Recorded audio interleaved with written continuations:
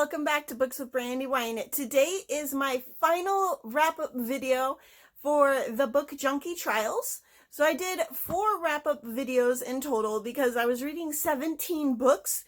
And I was like, that's going to take a really long time if I talk about them all in the same video. And as it happens, each video has been about 20 minutes. So I'm really glad that I broke those up into different videos. So this is the last video and I'll be talking about the last 4 books that I read. I will link in the description the other 3 videos so you can go check out the other books that I got to read for this readathon in July. So without further ado, let's get to the locations on the map. So the first location that I went to for these 4 books was the Apothecary Towers, and that was to read a book that was a randomly generated number. And so I just counted how many books that I had on my TBR and went on a random generator number, I think on Google somewhere. I don't even think I downloaded an app. I just typed in random number generator, put in the number range, and got out a random number. And when I counted down the books to that number, I got to Alice's Adventures in Wonderland. This was the first time that I've read this book. I have been wanting to read it for like years. Obviously, we've all seen the Disney cartoon. We've all seen the live action videos. And in all honesty, that Alice in Wonderland cartoon is one of my least favorite of the Disney cartoons. It was just a little too psychedelic crazy for me. I didn't really care for the movies. I was curious to read the book, but I was worried that I wasn't going to like it.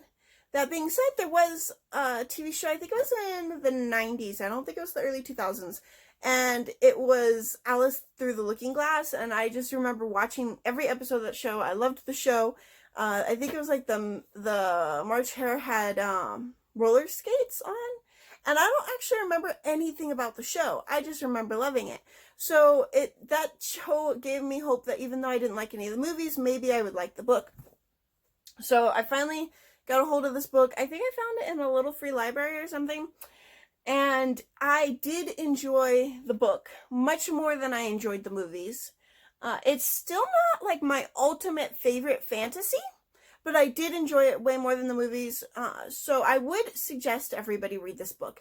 It is a classic. It is a book that is constantly quoted everywhere. And I think that you should read it just so that you even know where the quotes are coming from.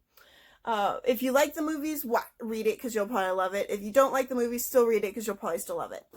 The whole adventure, like reading it, I always thought it was a little too psychedelic in the movies, but in the book, it kind of just reads like she's having some crazy dreams. Like, it really just, it reads like a dream. And so, I loved getting to know where the quotes are from now. I liked getting to see what she went through, although I did feel like she kind of caused a lot of her problems. Like, at one point, she was complaining because she said, actually multiple times, she complained because she said, like, if you guys had grown so big and so small in so many days, and, like, so much little time, like, you guys would be having a weird day, too. And it was like, well, if you stop eating stuff because you're curious what it'll do to you, then you would stop getting big and getting small. Like, I really felt like she was causing her own problems, which on the one hand was really frustrating because I hate when characters do that, but on the other hand, it made for a storyline, so. And, I do want to, it made me want the cookies that I like in the movie, but I just like cookies. The book is a really, really fast read. All the adventures that happen to her are really fast reads. I actually liked the Queen better in this book. I feel like they mash her up with some of the other characters a little bit in the movies. But I definitely suggest going and reading it. The next book that I read was for the Great Library, and that was to read a book that has been on your TBR forever. And for that, I read Charlotte's Web, which has been on my TBR since at least 6th grade, I think. My stepmom loaned it to me, and I don't think I ever read it. Like, I remember it sitting in the drawer for like a while. And I never read it, and we eventually gave it back to her. And I had a bad habit of doing that when I was really young. Like, if I went and sought out a book on my own, I would read it. But if somebody gave me a book to read, like, I never got around to reading it. My aunt gave me a book as well, and I never read that book. But it's always bugged me that I never read Charlotte's Web. And I've seen the movie. I knew the basic story. And so I was like, you know what, I'm going to read it. And I finally found this one in a little free library, and then it came on to my TBR for this readathon. I think everybody should read this book. I definitely wish I had read it when I was younger, because I think some of the things that I learned from this book would have benefited me more when I was little, but I still loved it. One of the things that it had in it is obviously Charlotte. She's a major character. It's Charlotte's Web. And she's super, super intelligent. So she's always giving him advice. And I felt like this book seems like it's super, like superficial. Like it's not that deep. But it's really, really deep. Talking about the value of life, and Charlotte building up Wilbur's confidence so that he could be saved and not be eaten. Wilbur rising to the occasion to match the words that Charlotte was writing into her web, and people just believing that it was twofold. Like, she'd write it up there, and then he would try to make himself to match the word, and everybody would see the word and be like, oh, he must be this word. So then they would see that word in him. I just thought that, I thought that was cool, because I was like, huh. But then at the same time, I love it because the farmer runs in and he's like, oh my gosh, we've got the special pig because it's written in the web. And the mom is like, sounds like we have a special spider. And he's like, no, it's just a normal gray spider. And I was like, well, it's the spider that's writing English in her web. But anyway, I loved that interaction, because I was just like, yeah, it's the spider that's writing it. But I also loved that she was constantly giving out facts. I only fact checked one of the facts that she gave out, so I don't know how accurate the other facts that she gave out. But she mentions this bridge, and I forget the name of it. And she was complaining because she said humans took 8 years to build the bridge. And I looked it up. It took us 6 years, not 8 years. But that being said, it still is a long time compared to her life cycle.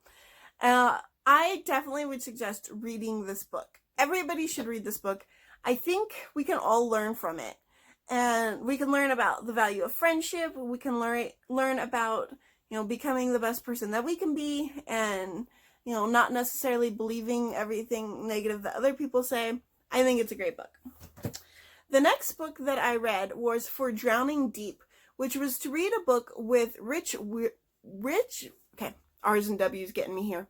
Rich world building to distract us from, or to draw us in to the depths of the book. And for that, I was going to read Looking Glass Wars, but it's a thicker book and I was running out of time. So I switched to Nicholas St. North and the Battle of the Nightmare King, which is a reread for me. I have read the first half of the series. I now own the second half of the series, and I'm waiting for the Jack Frost book to come on paperback so I can read all the series. But I did decide to reread this one. It had such great world building. There's this town that's called Santof Christon? Something like that.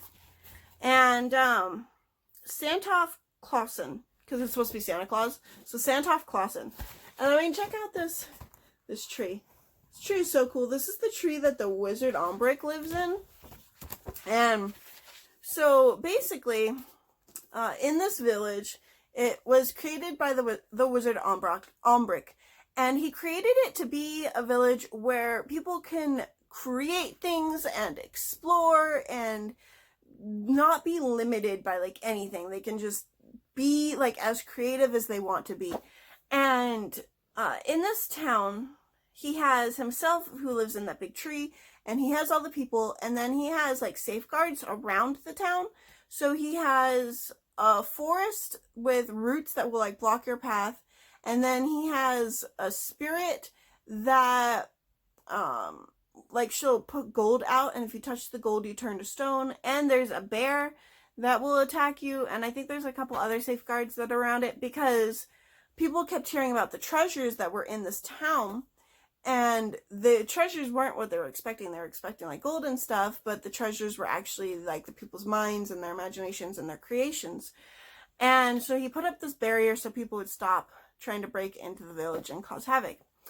And so that's, well, I was going to say modern times, but it's present time for the book, but definitely not present time for us. And in the past, like really, really far, hundreds of thousands of years in the past, this evil guy, the Nightmare King named Pitch, was defeated, and he landed on Earth. And he ends up getting released in the very beginning of the book. And one of the first places he heads to is that village, because the children in the village have never had nightmares, and that's like, he wants everyone to have nightmares. So it's one of the first places that he heads to. And this little girl is the adopted daughter of the wizard Ombric. And so while he's attacking the village, there's this bandit king who is Nicholas St. North, and he gets a dream from the moon about all these riches in the village, because the moon knows that he has a good heart and he will protect the children. And so he goes on a journey to get to the village. And all kinds of stuff happens after that. That's kind of like just the beginning of the book to kind of get you guys into it. This series is amazing. Each of the books is based on, they're not called legendary creatures, but like holiday. I don't know what they're called, but like the symbol for each of the holidays. So Nicholas St. North is obviously going to eventually become Santa Claus. I'm looking at because the rest of the books are up there. There's Easter Bunny, who is the Easter Bunny. There is Toothiana, who is the Tooth Fairy. There's the Sandman. He's the Sandman. This is the Man in the Moon. So if you've seen the movie, The Legends of the Guardians, you pretty much know like what the characters are. And these books take place like hundreds of years before that movie takes place. And the only character I think that's different is Easter Bunnyman is different from the Easter Bunny that's in the movie. Because the Easter Bunny in the movie is Australian, and I'm pretty sure Aster Bunnyman is Chinese. But that's way up there. But yeah, so these books are so good. Oh my gosh, I loved this book rereading it just as much as I loved it the first time. I love like fairy tales and legends and myths, and this series is definitely like right up there with all of them. So definitely check out that series. The last book that I read was for the giant squid, and that was to read a book that intimidates you. And oh my goodness, did this book intimidate me. Like this book was intimidating me so bad that it took me like a week to read Charlotte's Web. Not because it was a long book, but because I just was dreading finishing it and then having to get to Dune. And like, I was intimidated by it. I didn't feel like I could do it. And so it was slowing me down. And so I actually got to Dune when I had 3 days left in the readathon. And it turns out that Dune is a really fast read. I was intimidated by this book because I was building it up in my mind, and it wasn't something that I needed to be intimidated by. Admittedly, it is really thick. These pages are super thin, and I think total, let's see, how many pages are there total? There are 687 pages total. So this book consists of 3 books that are inside, and those books are titled Dune, Madib, and the Prophet. So Dune is the nickname for the planet, and then Madib is a name for, and the Prophet are both names for the main character. And then after that, you can see here, after that it has 4 appendices in here, and those are basically just written like textbooks. The first appendices is from the point of view of a character that is mentioned in the books but doesn't really show up in the books. And then there's also a map that I didn't find out about till I was done reading the book. It would have been nice if that map was at the front of the book. And then there's also an afterword by Brian Herbert, who is the son of Frank Herbert. So I looked it up. There are 6 books in the series that were written by Frank Herbert. And then Frank died, and Brian Herbert, his son, and another guy whose last name is Anderson, I don't know his first name, took over the series and have written more books, I think all the way up until like 6 years ago. And so the series is huge. This book is, obviously everybody knows it's like the classic sci-fi book. It is considered one of the best sci-fi books ever written. And I can totally see why, having read this.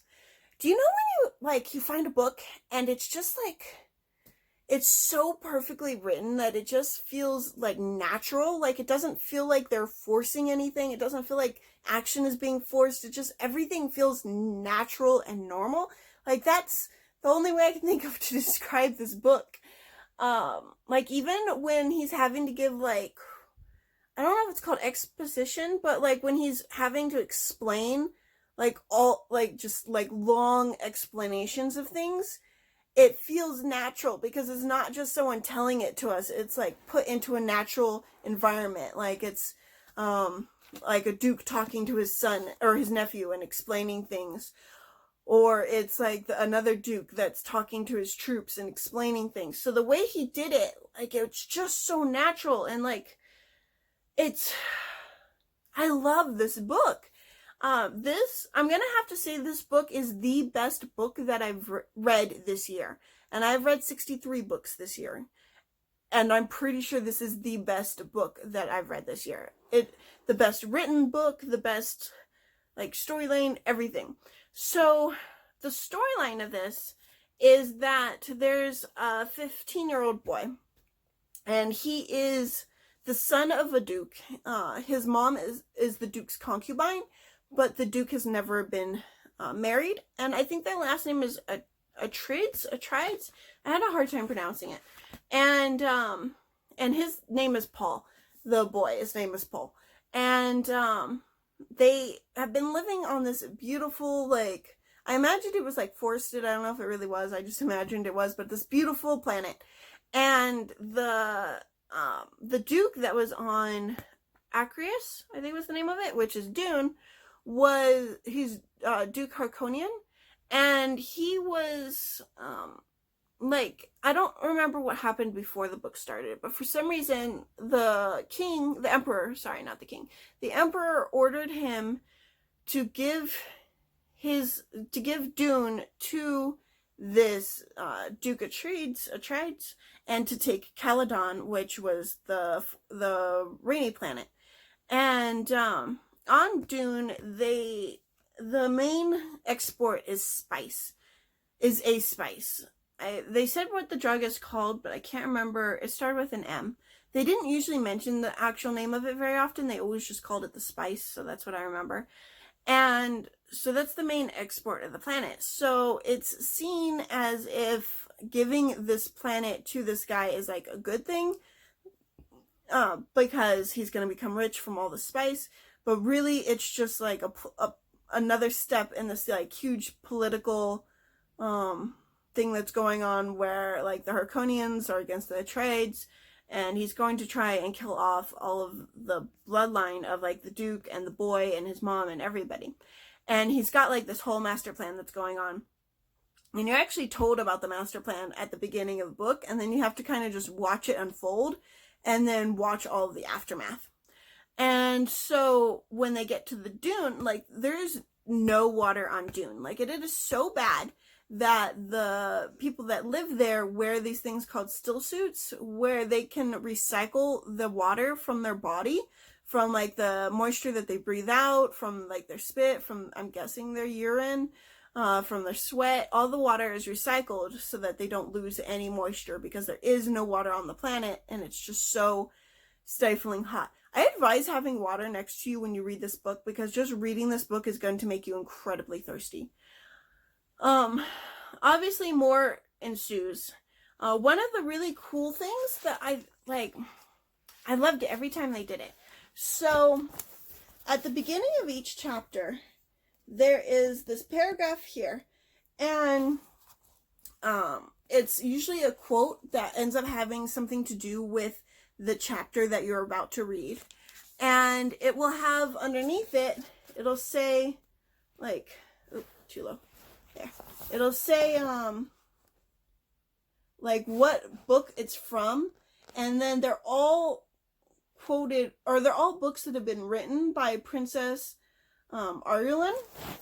And so I was like, man, that's like, this Princess Irulan is like obsessed with the Madib. And so all of those quotes are written from like textbooks that have been written in the future, and they don't say how far in the future, just in the future after everything is done and everything has happened. And by the sound of it, I'm guessing after he's dead, but I don't know like how far in the future that is. And so they're textbooks that were written based on his life, based on his teachings, just all these different things. And so when you read that paragraph, it is from the future. So you're getting the future as you're going along through the present and seeing how they coincide. There's this one guy that is a traitor in the book, and we're told immediately that he's the traitor. And we're told over and over and over again in those like little paragraphs that he's the traitor. And so you're waiting for him to do the deed and be the traitor. And, you know, obviously it does eventually happen because we've been told over and over and over again that it's going to happen. And so you're given clues like as to what's all going on. And then you're also like watching everything that happens. The boy, when it starts out, he's 15 years old. He's had some training in like espionage and fighting and being a good leader. And so he's had some of that training up until he's 15. And then they get to this new planet and everything comes to a head really quickly. They find out that his mom is, I think it's called like Bene Gesserit or something like that. I could never quite pronounce it. But they're from a group of women that have been like specially trained to be, I don't think they would call them spies, but that's kind of what I thought of them as. And he's been being trained like that from his mother. And it turns out that in that group, that organization, there is a prophecy about a boy that is going to be born, that's going to be able to have their abilities. And he's going to be, I forget what they call it. It was like, Kawaset something, I don't know, KH, what are the initials? And so like you find out early on that they suspect that he might be this boy, and so they continue to follow his training, continue to see as he grows in strength and power, as his circumstances change. You find out like everybody's different motives, everybody's different interactions. I thought every character, like there's a lot of characters that are introduced in this book, and I feel like a lot of them had like really in-depth characters. They all had character arcs. I cannot emphasize how well written this book is.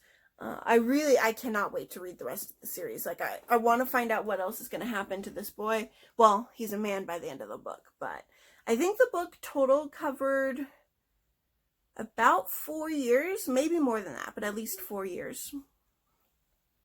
The reason I was super intimidated by this book was because it is a sci-fi and it's super huge, and I was expecting it to be really, really hard to digest, but it's super, super easy.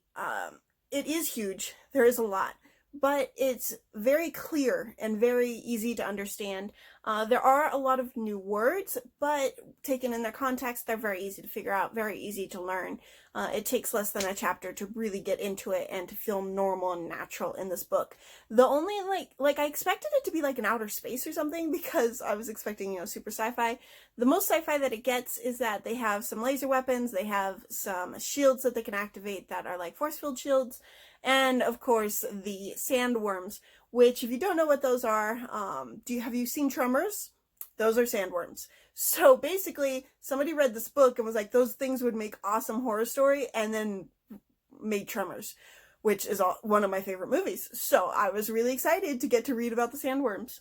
But yeah, so definitely go read this book. Like, even if you're not into sci-fi, I think you will love this book because there is so much that's in it.